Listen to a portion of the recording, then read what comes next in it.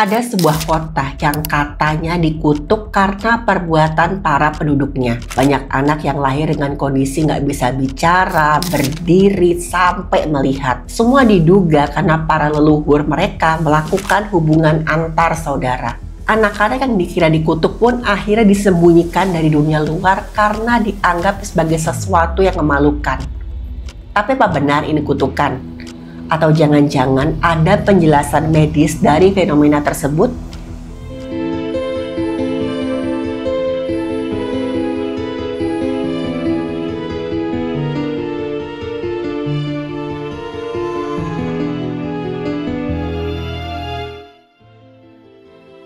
Halo, saya Dr. Stefani. Saya seorang dokter spesialis forensik dan mediko-legal, dan saya belajar dari yang mati. Kasus ini adalah tentang sebuah kota yang katanya dikutuk. Kalau teman-teman tahu, memang ada beberapa kisah tentang tempat-tempat yang terkutuk. Beberapa pernah saya dengar adalah tentang cerita desa yang tiba-tiba saja menghilang dari muka bumi. Dan juga ada tentang kota Atlantis yang katanya tenggelam sampai hilang gak bersisa. Dari kedua cerita tersebut selalu diceritakan kalau tempat itu terkutuk karena kelakuan penduduknya sendiri. Contohnya tentang desa L. Katanya desa itu dikutuk gara-gara orang di sana melakukan semacam ritual pesugihan. Tujuannya untuk membuat desa tersebut jadi desa yang paling makmur di antara yang lain. Sampai akhirnya desa tersebut hilang di telan tanah. Sementara di Atlantis diceritakan kalau orang-orangnya menjadi terlalu serakah dan melakukan banyak banget kerusakan di wilayah kerajaan orang lain. Kota itu dikutuk dan akhirnya hilang tenggelam ke dalam laut. Selain dua cerita tadi, ada juga satu kasus di mana ada satu kota yang katanya dikutuk. Tapi berbeda dengan desa atau kota Atlantis, tempat ini masih ada sampai sekarang. Tempat atau kota ini namanya Serrinha dos Pintos. Sebuah kota kecil terletak di negara Brazil. Sebenarnya kota ini indah banget teman-teman, letaknya aja di antara pegunungan. Dan kota itu nggak cuma terkenal akan keindahannya, tapi juga masih asri, penduduknya ramah-ramah. Tapi di balik keindahannya, ternyata tempat ini menyimpan misteri yang membuat banyak banget orang terkejut. Ada puluhan anak-anak di kota itu mengalami kondisi yang sangat aneh. Awalnya ketika lahir, anak-anak ini normal, semuanya sehat. Tapi beberapa bulan kemudian orang tua mereka mulai melihat nih, ada kejanggalan di anak-anak mereka. Nah tiba-tiba aja, anak-anak ini nggak bisa menatap mata orang tuanya. Beberapa bahkan jadi nggak bisa melihat karena hal tersebut. Kemudian anak-anak itu ketika masuk usia balita, mereka mulai kesulitan untuk belajar berjalan. Intinya tumbuh kembang mereka itu nggak seperti anak-anak pada umumnya. Yang diperhatikan itu kaki mereka tuh kaku, langkahnya kayak pelan dan sering banget terjatuh. Beberapa orang tua tersebut akhirnya memutuskan untuk membawa anak-anak mereka ke dokter. Ada juga yang kemudian bawa anak-anak mereka ke pengobatan alternatif. Tapi sayangnya hasilnya nggak ada jawaban sama sekali. Dokter ataupun praktisi pengobatan alternatif gak ada satupun yang tahu apa penyebab puluhan anak tersebut mengalami gejala yang buat mereka sangat menderita. Dan belum berhenti sampai di situ teman-teman, pada usia sekitar 8 tahun anak-anak ini tiba-tiba aja gak bisa berjalan sama sekali. Ya, anak-anak ini lumpuh dari pinggang ke bawah. Beberapa tahun kemudian tangan mereka juga mulai melemah.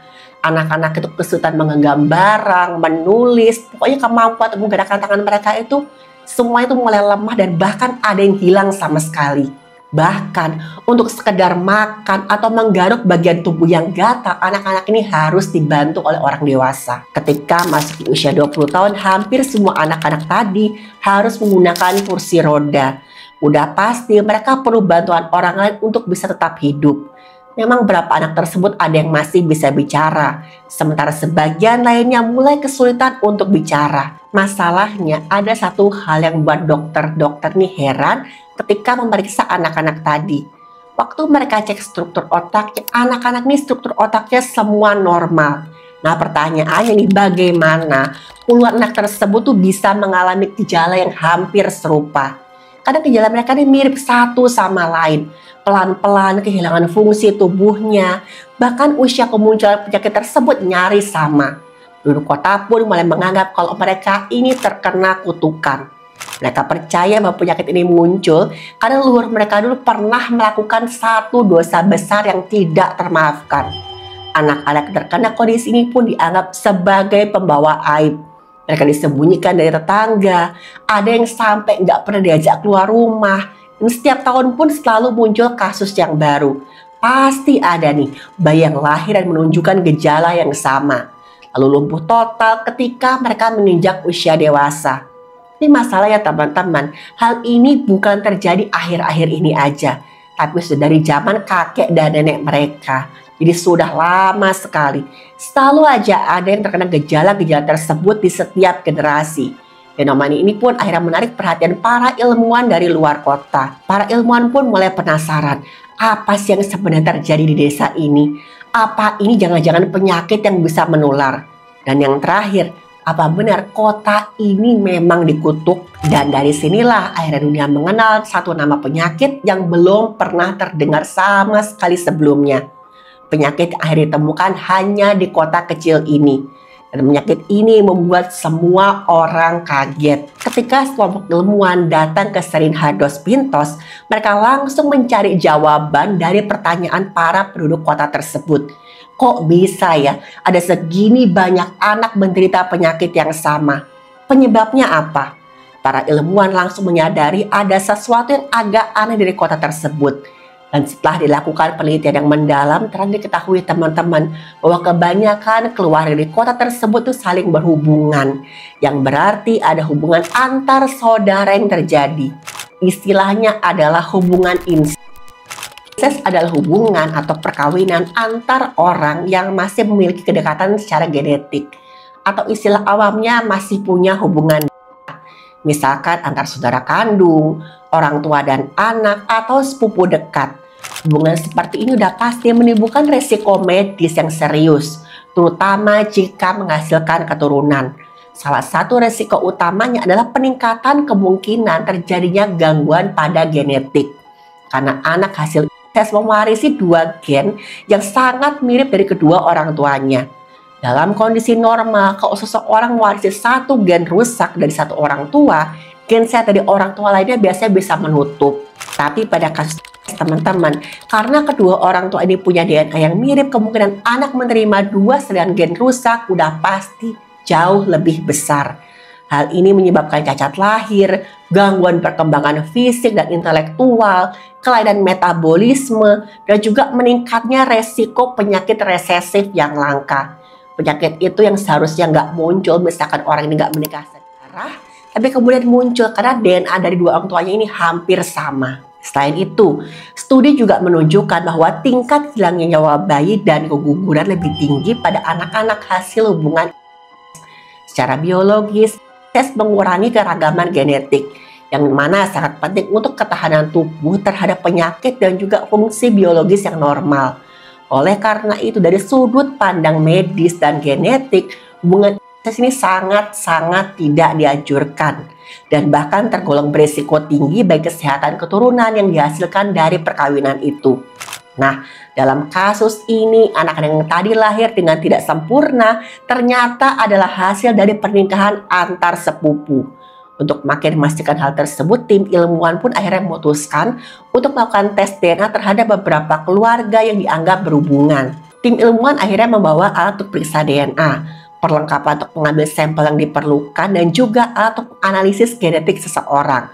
Selain itu, tim ilmuwan juga menelusuri silsilah keluarga setiap pasien sampai ke nenek moyang mereka yang hidup sekitar ratusan tahun yang lalu. Dan hasil yang ditemukan benar-benar bikin kaget. Ternyata mereka semua punya gen yang sama. Dan gen tersebut membuat satu kelainan yang ada di tubuh anak-anak yang punya gejala ini. Anak-anak ini mengidap penyakit neurologis genetik yang belum pernah tercatat dalam dokumen medis manapun. Artinya, penyakit ini belum pernah diberi nama, belum pernah diteliti, dan belum tahu apa penata laksanaan atau pengobatannya.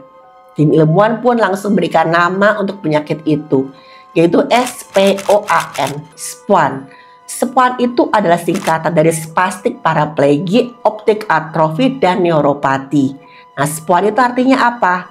Oke, kita bedah satu-satu ya teman-teman. Spastik paraplegi berarti kelumpuhan dari pinggang ke bawah akibat kekakuan dari saraf-saraf motorik. Optik atrofi artinya kerusakan permanen pada saraf mata yang menyebabkan penglihatan buram atau gerakan bola mata yang nggak terkendali. Dan neuropati adalah kerusakan pada saraf tepi, menyebabkan kebas pada tangan dan kaki sampai akhirnya nggak bisa bergerak. SPON ini hanya bisa terjadi kalau seorang anak mewarisi dua salinan gen yang rusak, satu dari ayah dan satu dari ibu. Inilah yang disebut sebagai penyakit resesif langka yang sebelumnya saya sebutkan. Penyakit resesif langka itu adalah penyakit genetik yang hanya muncul jika seseorang punya dua salinan gen yang rusak, satu dari ayah, satu dari ibu. Contohnya penyakit SPON yang ada di kasus ini. Penyakit ini tergolong langka karena gen penyebabnya itu jarang banget ditemukan. Tapi resikonya meningkat drastis pada pasangan yang menikah secara. Contoh-contoh penyakit resesif langka yang lain itu ada namanya Tay-Sachs disease, menyebabkan kerusakan saraf patalitik fibrosis yang mengganggu pergerakan paru-paru dan juga pergerakan saluran cerna. Yang kedua adalah thalassemia mayor yang memerlukan transfusi secara rutin.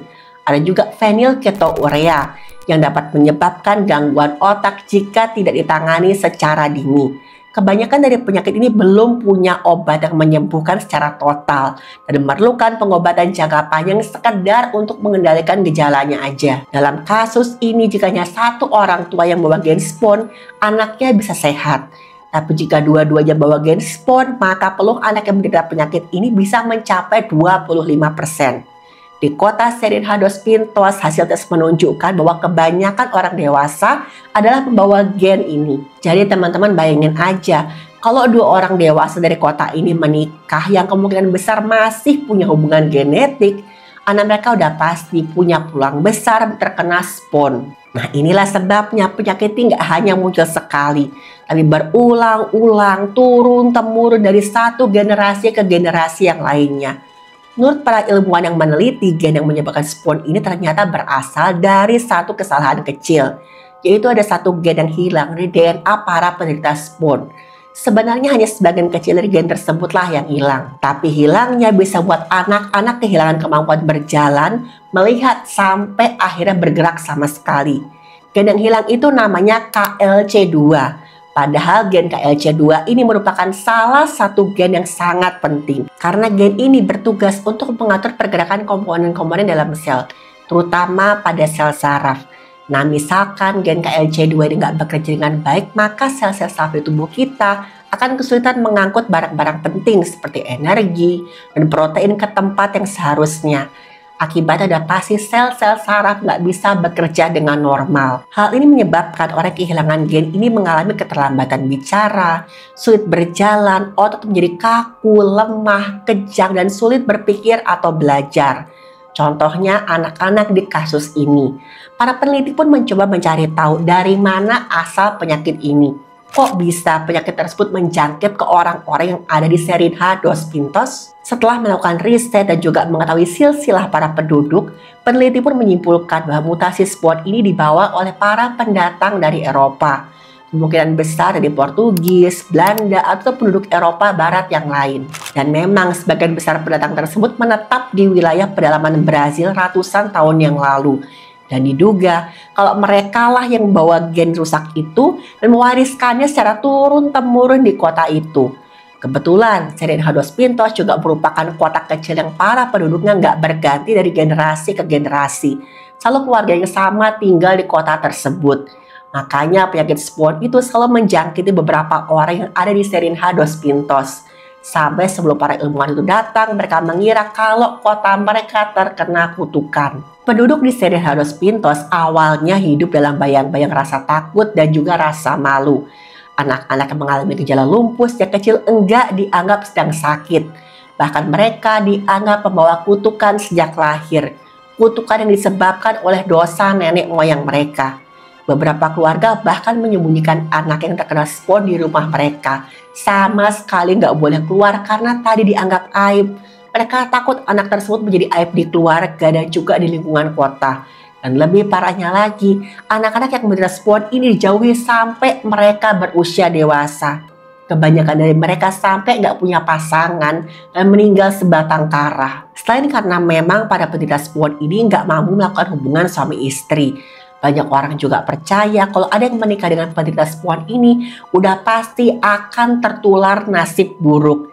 Dan yang lebih menyedihkan lagi teman-teman, anak-anak penderita SPON ini nggak punya ruang untuk hidup seperti anak-anak lain. Mereka nggak boleh sekolah, nggak diajak bergaul dengan anak-anak lain, dan nggak dibawa keluar rumah sama sekali.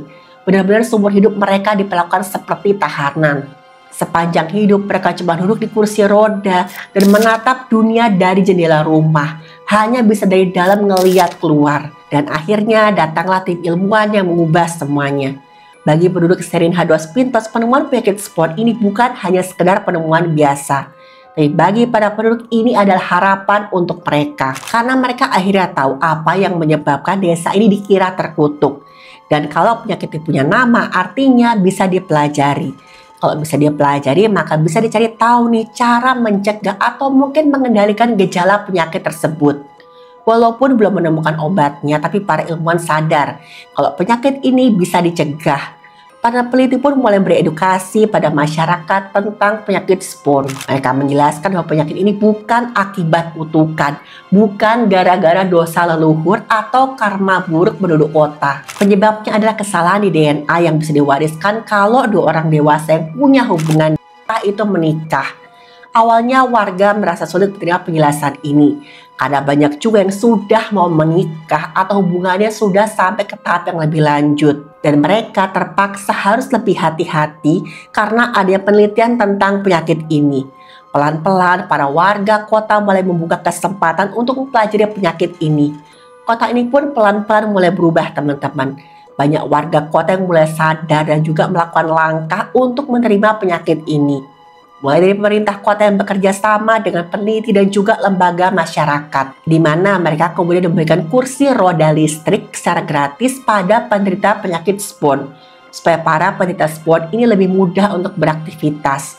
Sekolah-sekolah juga boleh menyusulkan fasilitas mereka untuk anak-anak menderita SPON. Sekolah-sekolah tersebut membuat fasilitas mereka mudah dilewati oleh kursi roda.